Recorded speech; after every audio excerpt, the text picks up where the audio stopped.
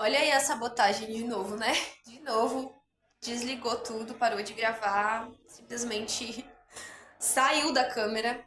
Aí eu vou continuar aqui e fazer a parte 2 para dar seguimento nessa mensagem, porque olha como a sabotagem é grande aqui, né? Para mim, por muito tempo foi uma verdade que eu não quis olhar, né? A minha responsabilidade nessa relação ter dado errado, o quanto eu atraí alguém que era muito semelhante a mim, alguém que representava tudo aquilo que estava reprimido dentro de mim, mas que eu levei 12 anos para aceitar. Que aquela pessoa que eu manifestei na minha realidade, na verdade, ela era um espectro meu, ela era um espelho meu, de alguma parte sombria, de alguma parte ali que estava oculta, que naquele momento eu não revelava, mas que aquela pessoa estava na minha vida, na minha energia, para trazer aquilo à tona, como um presente, né? E hoje eu olho para esse relacionamento, eu olho para essa pessoa e eu entendo que sem ela eu não seria quem eu sou hoje. Então ela foi um presente para mim naquela época, porque sem ela eu não seria quem eu sou hoje. Mas a vida me trouxe aqui de novo, 12 anos depois, e a vida me colocou nas mesmas situações de novo. Eu vi nitidamente eu voltar no tempo, eu viver tudo de novo que eu vivi com 17 anos, os ciclos serem exatamente iguais, as experiências, as pessoas, os personagens serem exatamente os mesmos, e eu ter a oportunidade de dizer não.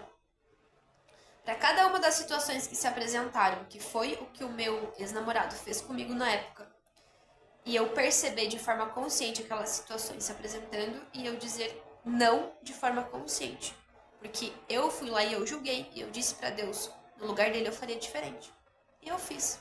E hoje eu estou orgulhosa de mim, né, de eu ter vivido todo esse processo e eu ter conseguido me posicionar, de eu ter uma estrutura, uma base hoje para me posicionar, ser quem eu sou e eu dizer não, eu faço diferente, eu sou diferente.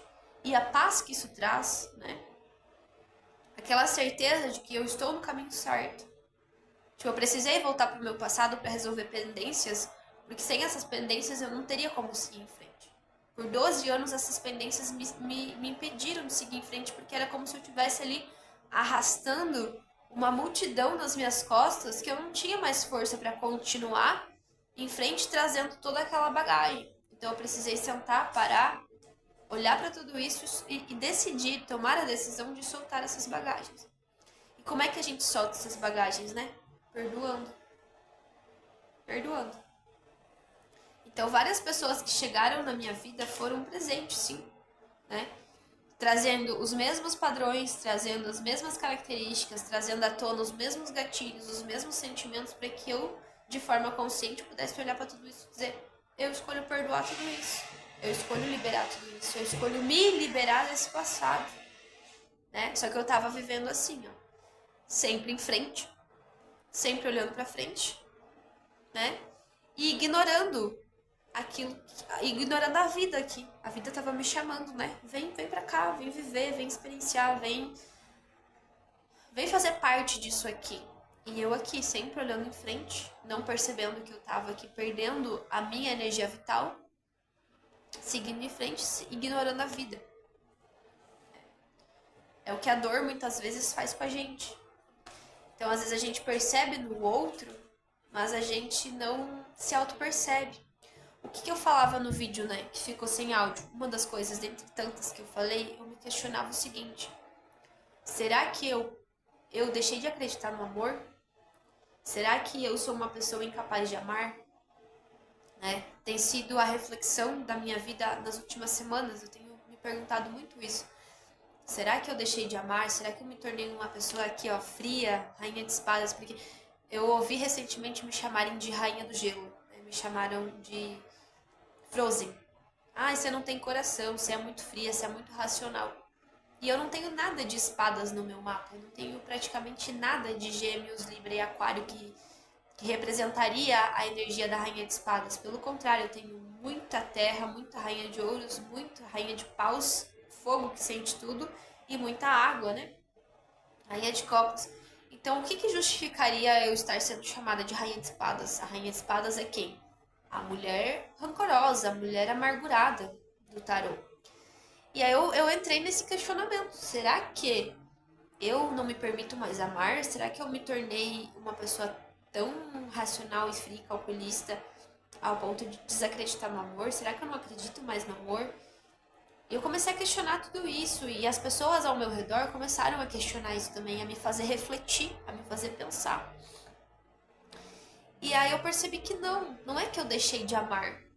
Eu só parei de acreditar nas histórias da Cinderela. Eu só parei de acreditar nas fantasias, que é o que tentam implantar na tua mente, que é o que tentam te vender desde criança.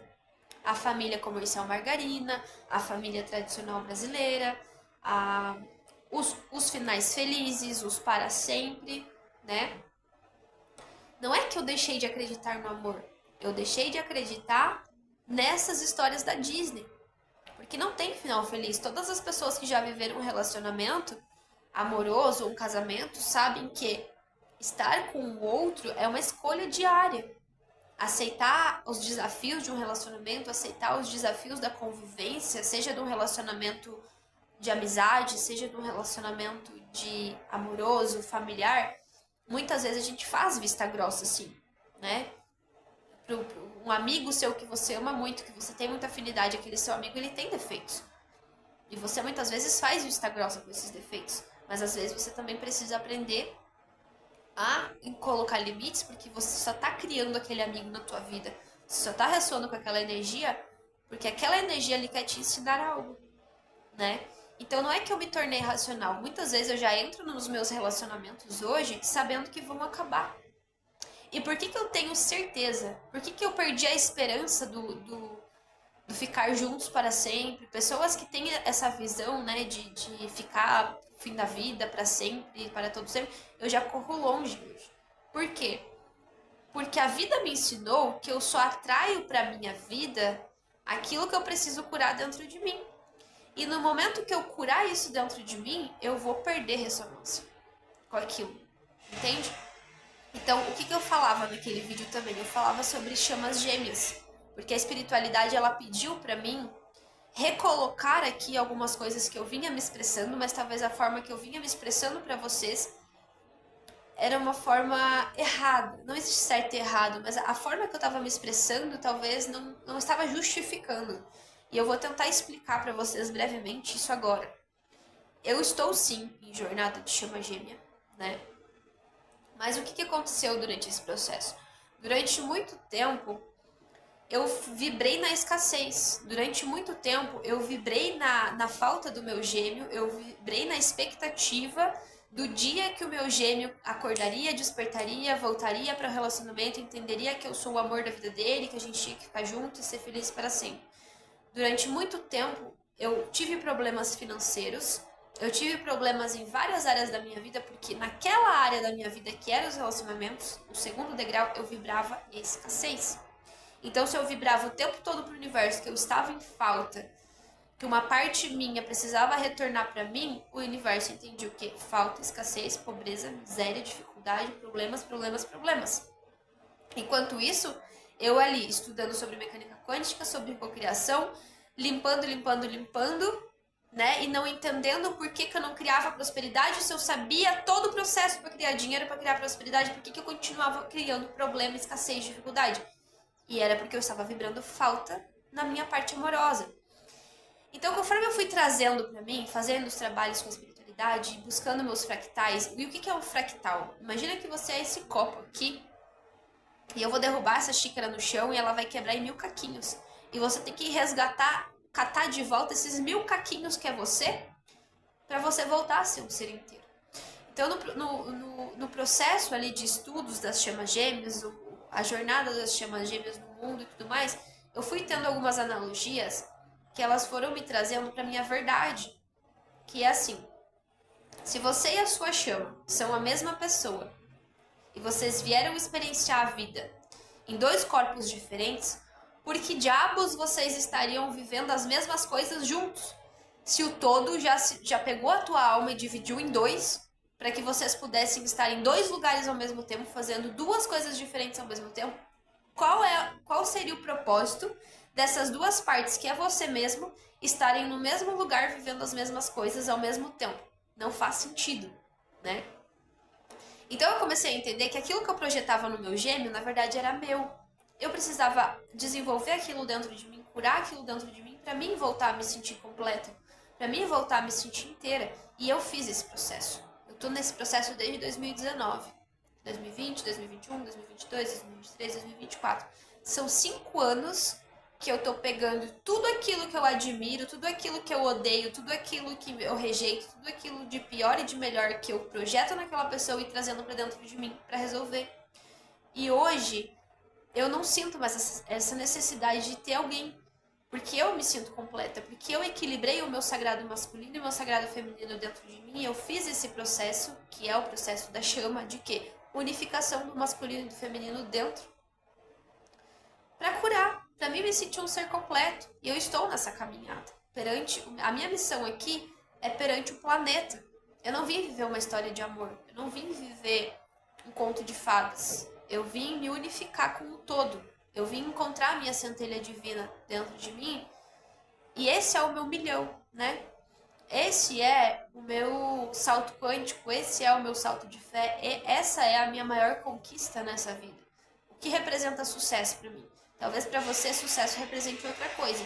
Para mim, sucesso representa justamente essa conexão que eu tenho com a minha centelha, essa unificação que eu tenho dentro de mim hoje, e que foi um processo construído dia após dia, desde o meu primeiro despertar, e que ninguém vai tirar isso de mim. Ninguém. Então, por isso que eu sempre bato na tecla daquilo que aquilo que é sucesso para você, aquilo que é resultado para você, não é para o outro.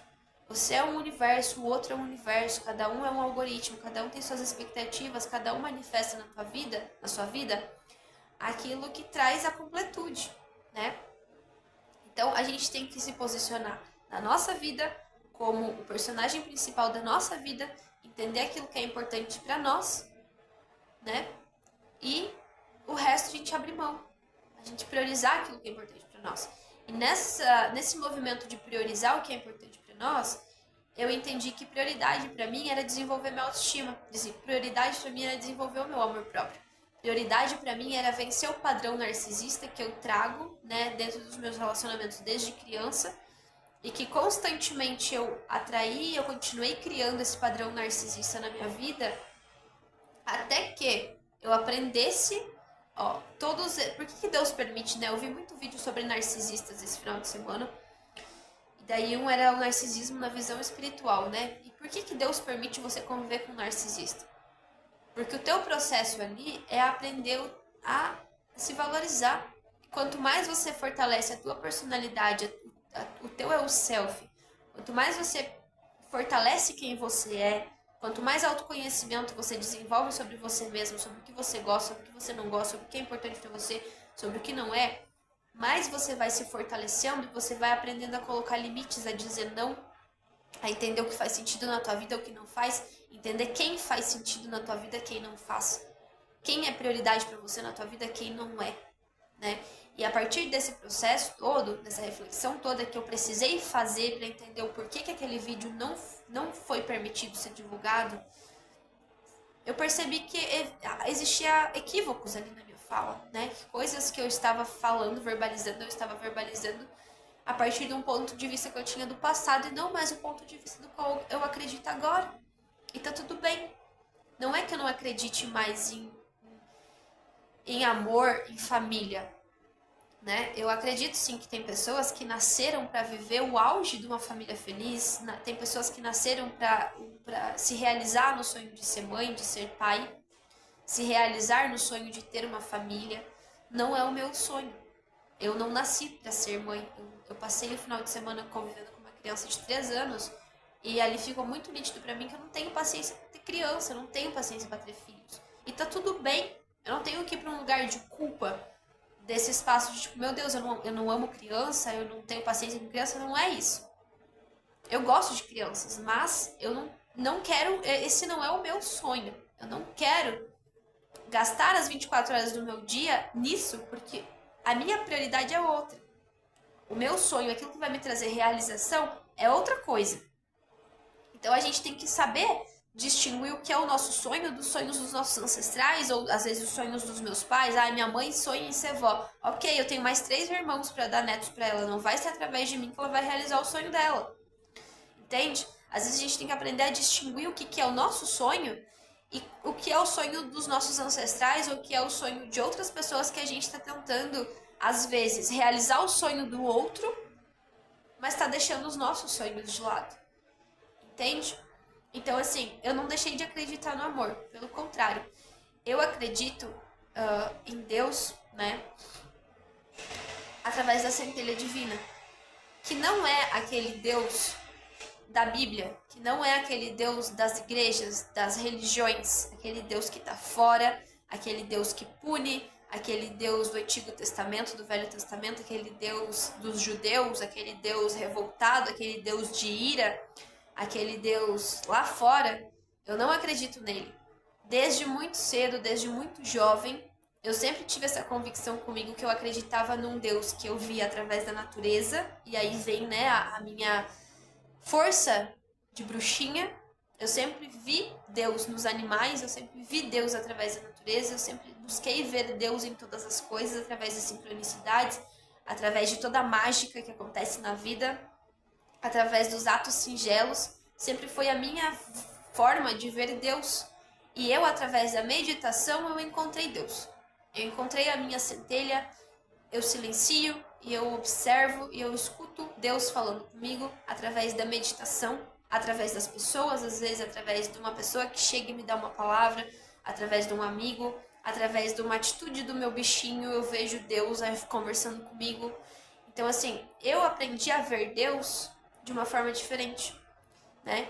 E aí eu recebi uma analogia através de uma colega que foi muito interessante. Imagina que você me conhece, né? Imagina a minha família. Minha família me conhece desde que eu nasci, ou você me conhece aqui através dos meus vídeos, sabe o que eu penso, sabe como eu me sinto. E aí alguém chega pra você e diz assim: "Nossa, a Patrícia foi lá numa escola e metralhou 50 alunos". Você vai olhar e vai dizer: "Nossa, não foi a Patrícia, eu não conheço a Patrícia". E a pessoa vai dizer: "Não, mas eu tô te dizendo, a Patrícia foi lá numa escola com uma metralhadora na mão e metralhou 50 crianças, 50 alunos". E aí você vai dizer: "Não, é impossível, porque a Patrícia que eu conheço, os valores, os princípios que ela tem sobre vida, sobre aborto, sobre morte, sobre armas, sobre tudo, ela jamais faria isso". Então, essa é a visão que eu tenho de Deus. O Deus que eu conheço, ele é amor. Ele é um amor que está num nível acima do que eu fui capaz de sentir ainda. Eu tive apenas um vislumbre desse amor dentro das minhas meditações, dentro da minha conexão, da minha busca espiritual. Eu tive apenas um vislumbre desse amor. Eu não conseguia acessar todo esse amor. Então, o Deus que eu acredito, ele é puro amor. Por isso que ele nos dá livre-arbítrio, por isso que ele ama todos os filhos sem julgamento, por isso que ele aceita aquele que é bom e aquele que não é bom, porque ele é um Deus de infinitude e ele não tem pressa. E ele quer que todos retornem para casa, e ele quer que todos tenham as mesmas oportunidades, e ele permite que todos errem, e através dos erros todos aprendam. Que não tem eu sou melhor que você por causa da minha religião, por causa da minha cor, por causa do meu credo. Todos somos iguais perante o Pai. Esse é o Deus que eu acredito. Então, por que eu nunca busquei a Bíblia, nunca li a Bíblia, nunca me interessei pela Bíblia? Porque é um livro escrito pelo homem, forjado pelo homem através das décadas, através dos séculos. Foi um livro muitas vezes alterado pela Igreja Católica, alterado pelos interesses do homem. Eu não acredito nesse Deus escrito pelo homem. Eu acredito no Deus que eu encontro dentro da minha centelha, o Deus que eu encontro quando eu conecto com os orixás, o Deus que eu encontro quando eu conecto com a minha espiritualidade, com os elementais da natureza, com os bichinhos, com os arquétipos. Eu acredito nesse Deus. Então não adianta pra mim, não adianta quem chega de fora e tente me justificar esse Deus pagão não, esse Deus judeu, esse Deus lá dos muçulmanos, esse Deus lá dos católicos, dos evangélicos, de não sei quem, esse Deus que manda pro inferno, esse Deus que pune, esse Deus que isso, esse Deus que aquilo, porque eu não acredito nisso. Eu acredito no poder da tua consciência e que é a tua própria consciência que faz o teu julgamento de acordo com aquilo que você julga como certo e errado. Então a tua própria consciência às vezes te coloca no inferno e a tua própria consciência te coloca no céu. Eu não acredito que exista um lugar melhor para uns e pior para outros. Eu acredito que todos nós escolhemos aonde a gente quer estar, né? Da mesma forma que eu escolho como eu quero gastar as 24 horas do meu dia, com o que eu quero gastar, o meu tempo na Terra, né? A minha energia vital, eu escolho quais são as companhias que eu quero estar, as pessoas com quem eu quero gastar essa energia, os lugares onde eu quero investir a minha energia. Eu acredito que do outro lado você também escolhe, até porque essa realidade é um espelho do mundo espiritual, né? Um espelho que a gente pode ver as representações muitas vezes através dos filmes espíritas, porém eu, como faço projeção astral, que foi uma coisa que eu escolhi desenvolver, gastar as minhas 24 horas do dia desenvolvendo isso, eu saio lá fora e eu vejo com os meus próprios olhos o mundo espiritual. Ninguém me conta. Ninguém me contou como é que é um Exu, ninguém me contou como é que é um Herê, ninguém me contou como é que é um caboclo, ninguém me contou. Não é uma fé, que a fé cega, né? Não é a fé do louco que eu acredito, mas eu nunca vi. É a consciência. Eu ter consciência que aquilo existe. Eu tenho consciência que tem café dentro dessa xícara, porque eu já vi o café aqui dentro dessa xícara. Eu não tô supondo que tem café dentro dessa xícara. Eu acredito porque eu tô vendo o café dentro da xícara. Então, eu acredito naquilo que eu vejo. A minha verdade, ela é pautada naquilo que eu vivo, nas minhas experiências, a minha realidade dentro do meu mundo espiritual, dentro da minha vida. E aí, muitas vezes eu já me peguei indo pro espaço da culpa, né? De pensar assim, será que eu sou um ser humano desprezível porque eu sou incapaz de amar meu pai e minha mãe, que me deram a vida? Será que eu sou um ser humano desprezível porque eu sou incapaz de conviver com a minha família, que é o meu sangue? Muitas vezes eu dou muito mais valor para pessoas estranhas, para pessoas que eu conheci ao longo da minha vida. Essas pessoas, elas têm um peso, né? Amizades, enfim, têm um peso muito mais importante do que a minha própria família.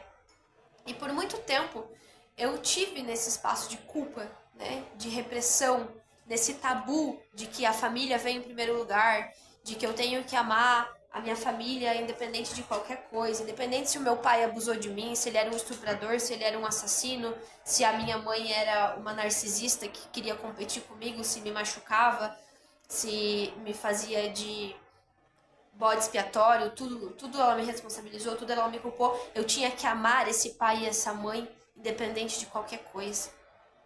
Independente, eu tinha que passar por cima de toda a mágoa que eles me geraram, de todas as feridas que eles deixaram abertas em mim, que eu venho a vida toda cicatrizando, e eu tinha que, em nome do amor maior, né? Eu sou consteladora familiar, eu fiz 3 cursos de constelação familiar, porque eu tentei ver por 3 óticas diferentes esse contexto da constelação familiar, até chegar ao ponto de eu dizer, cara, eu não concordo com isso. Porque eu não acredito que a gente tem que amar papai e mamãe acima de qualquer coisa. Um pai que fere, uma mãe que abusa, pessoas que te machucam, né? É claro que muita gente tem a experiência dentro de casa, dentro do lar, de ter o papai e a mamãe mais amoroso do mundo. E a forma que essa pessoa vai se posicionar na vida, a forma que essa pessoa vai se estruturar na vida é completamente diferente da forma de quem foi abusado dentro de casa desde a infância. Então, assim, não é se colocar num papel de vítima, que pra mim foi muito difícil tirar essa máscara, sair do papel de vítima e ver a minha responsabilidade ali. E o que eu entendi de tudo isso é que a minha responsabilidade era permanecer nos lugares onde eu já fui ferida, mesmo sabendo que a cura nunca viria dali, eu permanecer ficar na ferida, por causa das minhas crenças, por causa dos meus padrões, né? É a mesma crença que muita gente que está num relacionamento abusivo, muitas vezes está num casamento abusivo, te faz permanecer nesse relacionamento abusivo, te faz permanecer nesse casamento abusivo, porque lá no fundo, você acredita que você merece. E eu não tô vindo aqui pra falar no lugar de uma pessoa que não viveu um relacionamento abusivo. Pelo contrário, eu estou vindo aqui pra falar no lugar de uma pessoa que há 12 anos atrás, com 17 anos, viveu um relacionamento abusivo ao ponto de ficar trancada dentro de casa, ao ponto de sofrer agressões físicas, ao ponto de sofrer abusos sexuais, né? Dentro desse relacionamento, de muitas vezes eu ter dito que eu não queria de muitas vezes eu estar sofrendo, estava em luto pela morte do meu pai, pela morte da minha avó, estar ali num período muito difícil da minha vida e eu não ter o direito de dizer não ao meu marido pelo ato sexual porque ele achava que era uma obrigação minha como mulher. Só eu sei os danos que esse relacionamento me causou, que todo esse abuso me causou, o que mais pra frente, alguns anos depois, eu fui ter a compreensão de que eu só estava repetindo o relacionamento dos meus pais, de que todo aquele abuso que eu sofria com o meu ex-parceiro, minha mãe também sofreu com meu pai, e que a minha mãe também se tornou abusiva a partir desse relacionamento, e que eu também me tornei abusiva com pessoas a partir desse relacionamento. Eu me perceber em vários momentos da minha vida, onde eu me coloquei como vítima, eu percebi que também teve pessoas que foram minhas vítimas, porque eu estava ferida, eu estava magoada, eu estava desacreditada da vida. Então, em muitos momentos da minha vida, eu também fui a pessoa tóxica, eu também fui a pessoa maldosa, eu também fui a pessoa abusiva. E eu reconhecer isso em mim, eu trazer para mim, eu acolher isso em mim, me permite me perdoar. E me permite hoje eu buscar ser a minha melhor versão. Tá tudo bem. Naquele momento eu tinha essa compreensão. Naquele momento, dentro da minha cabeça, dentro daquilo que eu fui criada, que foi dentro de abusos, eu entendia que o relacionamento que eu merecia era um relacionamento abusivo. E foi o que eu tive, foi o que o universo me entregou, né? Eu posso somente responsabilizar meu ex? Não. Porque hoje eu reconheço que muito aquilo do que o meu ex representava na minha vida também estava dentro de mim. De alguma forma estava reprimido, mas eu também tinha aqueles abusos dentro de mim, né? Era minha responsabilidade eu ter papai e mamãe que me ensinaram que relacionamento era aquilo e eu ter criado aquele relacionamento na minha vida. Então, hoje eu trago essa responsabilidade para mim e a partir dessa responsabilidade eu escolho diferente. Eu crio relacionamentos saudáveis. Eu crio relacionamentos onde eu possa impor meus limites e eu possa dizer, não, daqui você não passa, né? O meu limite é esse. Se tá bom pra você, fique. Se não tá bom pra você, tchau, vai embora. Eu não me permito mais estar em relacionamentos abusivos por medo de ficar sozinha, por medo que ninguém me ame, medo que ninguém me aceite. Porque eu fui trabalhando em mim, o meu amor próprio, a minha autoaceitação. Então hoje, nem o meu gêmeo eu quero mais na minha vida. Se o meu gêmeo não me respeita, se o meu gêmeo não me entende, se o meu gêmeo não me vê da forma que eu me vejo, eu também não quero ele na minha vida, né? Porque chegou uma pessoa na minha realidade, não foi na minha vida. Eu fiz uma intenção consciente para o universo e eu pedi respostas de perguntas que há muito tempo estavam aqui guardadas, né? A intuição, eu intuir algo e eu confiar que na hora certa a resposta daquilo ia chegar para mim. Então eu intuí, né, para o universo perguntas das quais eu estava esperando resposta há muito tempo e veio através de um outro canal que se chama o Fio Diário. Eu deixei naquele vídeo lá que ficou sem áudio os links dos vídeos. Eu deixei no outro vídeo explicando sobre a falta do áudio. Eu também deixei os links e eu vou deixar neste vídeo também o canal da Ari falando sobre chamas gêmeas, trazendo com clareza tudo aquilo que eu acredito, que talvez eu acreditasse aqui, mas faltava compreender aqui, né? E também sobre essas questões de céu e inferno e tudo mais, ela trouxe de uma forma, ela explanou de uma forma que entrou no meu coração como a minha verdade e que eu quero compartilhar com vocês, mas que eu não vou saber explicar da forma que ela explica. É por isso que eu vou deixar os links aí embaixo, porque através do ponto de vista dela, da visão dela, eu me identifiquei. E eu percebi que é exatamente aquilo ali que eu acredito, né? Então, assim, eu não aceitava o fato de que num determinado ponto da minha vida, eu e a minha chama, a gente se distanciou. E se distanciou de uma forma que a espiritualidade me disse que era um livramento. Não era para mim tentar materializar, nem trazer de novo para minha vida o meu gêmeo. Pelo contrário, era para mim me afastar o máximo que eu pudesse do meu gêmeo. E eu não entendia aquilo, porque isso ia contra tudo aquilo que eu tinha estudado sobre chamas gêmeas, né? E aí, um vídeo da Ari, ela me fez entender o porquê ao longo da minha vida eu senti conexão amorosa com mais de uma pessoa. Não foi com uma pessoa só, mas foi com mais de uma pessoa que eu sentia que essas pessoas, elas eram minha contraparte. era muito mais intenso do que qualquer relacionamento amoroso, né? Então, a área, ela me fez entender que no momento que você está buscando a tua cura, que no momento que você está buscando a tua evolução, no momento que você está buscando resolver, solucionar os teus problemas, você encontra alguém alinhado com você, mas que a pessoa tem livre-arbítrio e você também. Então, você pode continuar a tua evolução espiritual e essa pessoa pode escolher continuar com você, assim como vocês podem escolher não continuar junto e o universo vai trazer outra pessoa mais alinhado, né, com o teu momento. Então, aí o meu game ele mudou de nível, porque eu tenho a visão de mundo de que a vida ela é tipo um videogame, gente. A minha visão, a minha forma de olhar pra vida é como se eu estivesse num game, num jogo do Super Mario, onde os primeiros níveis ali são super fáceis e conforme você vai passando, a coisa vai ficando mais e mais e mais desafiadora, até chegar o momento que você tem que vencer o chefão. E esse chefão é a nossa própria sombra, é os nossos próprios demônios internos, é a nossa própria negatividade que a gente precisa vencer. Esse chefão, ele não tá lá fora. Esse monstro que a gente vai ver projetado fora, na verdade, ele é o nosso monstro interior, a nossa batalha espiritual ali entre os dois lobos, o bem e o mal, e que esse lobo do bem precisa comer, devorar esse lobo do mal e encerrar com ele por ali. Então, assim, eu vejo a vida como um videogame. Ponto. Né? E eu entendi que a cada nível do game que eu tô, pessoas vão sintonizar comigo. E no momento que eu resolver aquilo ali dentro de mim e eu passar pro próximo nível do game, aquelas pessoas todas vão perder ressonância comigo. Então, assim, é outro paradigma. Já é um paradigma completamente inverso do encontrar alguém por falta, por escassez, por medo de ficar sozinho, por carência e projetar ficar nessa pessoa pro resto da vida. Lá, quando eu tive esse relacionamento abusivo, eu pensava nisso. Eu tinha o sonho de ter uma família, de ter filhos, de ficar com aquela pessoa para sempre, acreditava que aquela pessoa era minha alma gêmea, etc, etc, etc. Hoje eu tenho a percepção de que almas gêmeas não tem nada de romance.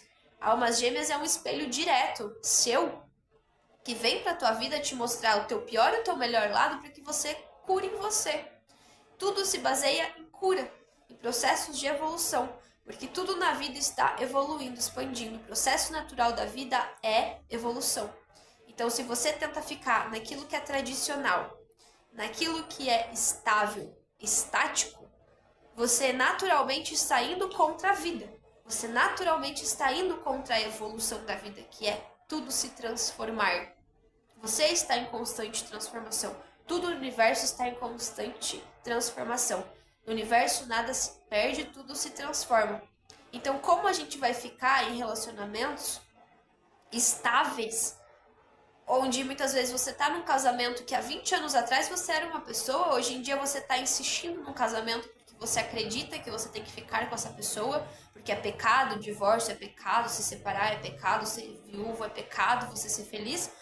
E aí você é uma pessoa completamente diferente de 20 anos atrás, mas você tem crenças que te mantém preso naquele relacionamento que virou uma prisão. Não é mais a sua liberdade, não é mais a sua felicidade, é uma prisão muitas vezes. Isso é só um exemplo, porque eu tenho visto muito isso na minha volta, sabe? As pessoas que convivem comigo hoje são pessoas que escolhem ter até 3 empregos, escolhem todas as horas, todos os turnos do dia, manhã, tarde e noite, estar trabalhando, muitas vezes para fugir do relacionamento, né? Domingo, sábado, eu tava conversando com uma pessoa que ela me disse assim, eu amo sair, minha mulher odeia sair, a gente está casada há 20 anos, eu trabalho a semana inteira viajando, durmo em hotel, fico em outras cidades, escolho não trair a minha mulher por respeito, mas eu chego na sexta-feira de viagem e eu escolhi arrumar um trabalho no sábado, porque assim eu ganho dinheiro, eu saio de casa sem ela me encher o saco. E é a forma de eu sair. E aí eu virei pra essa pessoa e perguntar, mas tipo assim, você tá usando o único dia da tua semana que você teria a disponibilidade de ficar com a sua parceira, de ficar com a sua esposa pra trabalhar, pra sair, porque a tua esposa não gosta de sair, vocês não, já é o oposto, um ama sair, o outro odeia sair. Você tá mentindo pra ela ou pra você? Porque o único dia disponível pra você ficar com essa pessoa, você prefere estar em outro lugar, com outras pessoas, fazendo outras coisas, e o que mantém esse relacionamento em pé. Então, assim, eu tenho visto muito isso na minha volta. As pessoas, elas estão escolhendo o tempo todo não estar na relação, não estar presente, achando motivos para justificar, né, a ausência, mas não escolhem a separação, o divórcio, porque tem crenças. Porque tem a crença de que tem que ser fiel àquela relação pro resto da vida, que tem que ser fiel àquele relacionamento pro resto da vida, que tem que fazer dar certo, mesmo que tudo esteja caindo, desmoronando, tem que fazer dar certo. Isso são crenças limitantes. Então tu olha à volta, tu vê esse paradigma da família tradicional brasileira, a família comercial margarina, onde no Instagram é só festinha, risinho, fotinho bonitinha, mas a verdade verdadeira das pessoas por trás tá um caos. As pessoas nem querem mais estar naquelas relações, só fazem sala, né? Fazem a política da boa vizinhança. Então tá tudo bem eu escolher diferente. Eu escolher estar sozinha. Em determinados pontos da minha jornada, eu conhecer pessoas que eu entendo que elas vieram para uma cura, para me mostrar algo sobre mim que eu preciso aprender, e que no momento que eu aprender, eu vou perder ressonância com aquela pessoa e ela vai sair da minha vida. E eu tenho que trabalhar o quê? O desapego, né? Que isso era uma outra coisa que eu falava no vídeo também. Não sou eu que estou dizendo, é o meu mapa astrológico, é o meu mapa numerológico, são as minhas experiências de vida, é o meu Kim. Tudo na minha vida me mostra que eu vim para trabalhar o desapego. Kim 120, Sol elétrico amarelo. Eu vim para trabalhar o desapego. Então, como que alguém que veio trabalhar o desapego ficaria em relacionamentos estáveis por 50 anos, comemoraria bodas de 50 anos, se todos os meus mapas da minha vida vieram me sinalizando que eu vim para trabalhar o desapego? Então, é por isso que o autoconhecimento é tão importante. Você tem que ler teu mapa. Você vê um mapa. Você tem o teu mapa numerológico, você tem o teu mapa do nome, você tem o teu mapa da data de aniversário, você tem o mapa da hora que você nasceu da astrologia, você tem vários mapas que sinalizam onde você está, para onde você tem que ir, de onde você veio, para onde você vai. E eu só fui fazer os meus mapas astrológicos depois de adulta. E lá no meu mapa tá muita coisa que aconteceu comigo desde a minha primeira infância. Então como eu vou dizer que o mapa tá errado se tudo aquilo que tá lá aconteceu? É a minha verdade, eu acredito na astrologia. Então assim, eu me baseei através da minha verdade. E é a minha verdade que me move nesse mundo. Qual é a sua verdade? Cada um tem que se mover nesse mundo de acordo com a sua verdade, com o seu mapa, daquilo que é importante, que é prioridade para você. Não pelo caminho do outro, não pelos sonhos do outro. Porque se eu for comparar a minha trajetória, a minha vida com o caminho do outro, eu nunca vou ser feliz, né? E esse também foi um aspecto que eu precisei olhar para dentro e eu precisei redefinir minha régua de sucesso, né? Porque eu tenho uma única prima do lado paterno, né? O meu pai ele só teve uma irmã, eu tenho uma única prima e que a mãe dela é como uma mãe para mim, né? A minha tia, ela traz para minha criança interior essa representação da mãe, né? Muito mais, às vezes, do que a minha própria mãe. A minha tia sempre tentou colocar para nós que o amor dela por nós duas era igual, não tinha distinção, porém tem distinção sim, porque aquela é a filha dela. Aquela é a filha que lá, quando ela foi escrever o contrato dela sobre quem seriam os pais dela, elas se escolheram como mãe e filha. Eu escolhi outra mãe para mim, lá nos contratos espirituais, para que eu viesse ter os aprendizados com a minha mãe. E por muito tempo eu tirei a minha mãe desse lugar de mãe, porque talvez ela não fosse a mãe que eu esperava, e coloquei minha tia no lugar de mãe. Só que eu me tirei o direito de ter os meus aprendizados com a mãe que eu escolhi. Aquela foi a mãe que eu escolhi para mim. A mãe que, através das dificuldades e dos desafios, me fez ser quem eu sou hoje. Então hoje eu coloco a minha mãe no lugar de mãe dela, no lugar de mãe de novo, mas com a compreensão de que nem tudo eu tenho que aceitar, só porque é minha mãe. Só porque é minha mãe eu tenho que amar independente de qualquer dor, independente de qualquer abuso, só porque é minha mãe eu tenho que amar acima de qualquer coisa? Não. Eu tenho as minhas limitações como ser humano. Eu tenho o meu direito de colocar barreiras saudáveis, colocar limites saudáveis e dizer, daqui tu não passa. né? E a partir da minha régua, a partir da minha experiência de vida, eu reconheci o que é sucesso. É diferente da minha prima, que teve as melhores oportunidades, que sempre teve o pai e a mãe dela ali presentes, dando, suprindo todas as necessidades dela, pagando escola particular, dando roupa, dando comida, dando todos os meios que uma criança precisa para crescer num ambiente confortável e seguro. Deram faculdade, deram tudo. É muito diferente de mim, que desde criança tive que aprender a me virar, que desde adolescente eu precisei trabalhar para ter minhas coisas, que não tive papai presente, que não tive mamãe presente, porque mamãe trabalhava fora, não tive estrutura familiar. Então, a estrutura que eu tenho hoje dentro da minha cabeça de vida, eu criei a partir daquilo que a minha consciência julga ser certo e errado. Ninguém me deu essa base. Então, como que eu vou comparar, por exemplo, eu e a minha prima, que o sucesso para ela é uma coisa, sucesso para mim é outra coisa. E por que eu tô falando isso? Porque quando eu fui olhar para dentro, de verdade, eu percebi que existia uma cobrança interna minha de me superar, na verdade era uma competição, né? Tipo, eu competia de forma inconsciente com a minha prima, porque eu queria chegar no nível que ela está, digamos assim, né? Existia uma competição tipo assim, ó, eu tô relatando pra vocês uma parte obscura minha, é uma sombra mesmo, é uma limitação que eu vim viver nessa vida. Eu e essa minha prima, a gente sempre, a vida nos colocou muito próximos, né?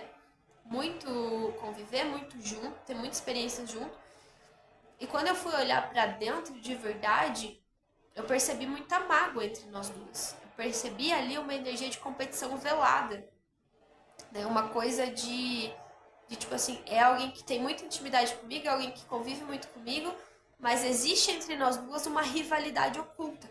Existe entre nós duas que pode ser de uma vida passada, né? Ou algo que foi gerado nessa primeira infância mesmo. Mas não é justo comigo tentar comparar o meu caminho com o dela. Tentar comparar minhas vitórias com as dela. Tentar comparar o que é sucesso para mim com o sucesso dela.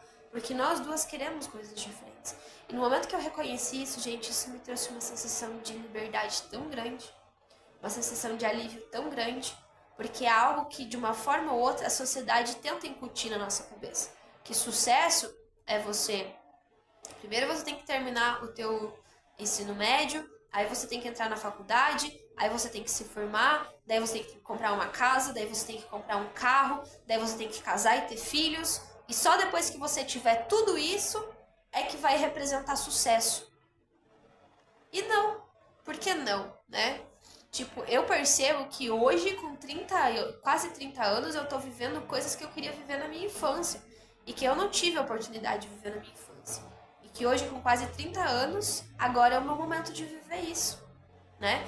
Eu pintei o meu cabelo de vermelho porque eu me dei conta de que um sonho da minha criança interior, minha criança, a criança que eu fui, que era muito fã de RBD, do grupo Rebeldes, da novela, né? Rebeldes, do grupo RBD. Meu sonho sempre foi, eu sempre me identifiquei com a Roberta. Aquele sonho da minha criança era de quando eu crescesse eu pintar o meu cabelo de vermelho, cortar o meu cabelo igual da Roberta e tal. E um dia aconteceu de eu perceber que eu nunca realizei o sonho daquela minha criança. Por que não? E aí eu fui lá e pintei meu cabelo de vermelho e deixei ele parecido com o da Roberta e eu fiquei muito feliz. Por que não realizar o meu sonho de criança, né? Ai, talvez ele não tenha relevância e peso pra você, mas pra mim tinha. A minha criança se identificava com aquela personalidade, a minha criança queria experienciar aquilo nessa vida. E eu fui lá e me permiti. E isso me trouxe uma alegria, uma satisfação muito grande, né? Eu tô expondo coisas aqui pessoais, eu tô expondo coisas muito, muito particulares, porque é um processo de aprendizagem. Conforme eu vou identificando as minhas dores, aonde o calçado aperta para mim, aonde dói mais, também eu vou tendo a oportunidade de me libertar, de me liberar daquilo que talvez para você não faça o menor sentido, para mim faz. Para mim pesou durante muito tempo, né? Talvez essa energia, né, da... Eu vi um vídeo sábado que a minha colega chegou em casa do trabalho e eu tava chorando. E ela não entendeu por que eu tava chorando.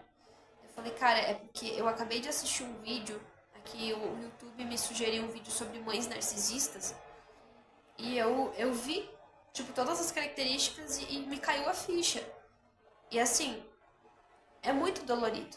É muito dolorido você ter que aceitar a verdade nua e crua como ela é. Né? Porque qual é o arquétipo que a gente tem da mãe e do pai? Que são os nossos provedores, que são as pessoas que mais deveriam nos dar amor, que mais, né, deveriam suprir nossas necessidades emocionais. E quando o seu pai e a sua mãe são o extremo oposto disso? É o contrário, né? Porque o que o vídeo trazia? As mães narcisistas, elas colocam o filho como uma energia de competição. Não importa se a criança tem 3 anos. Elas vão competir com a criança. Elas vão se colocar sempre num espaço de competição. Elas vão se colocar sempre num espaço de disputa, de briga. Elas vão pegar, não importa se aquela criança tem 2 anos, tem 5 anos, tem 10 anos, tem 20 anos. Vai ser um bode expiatório. Então, assim, eu fui essa criança. É dolorido pra mim.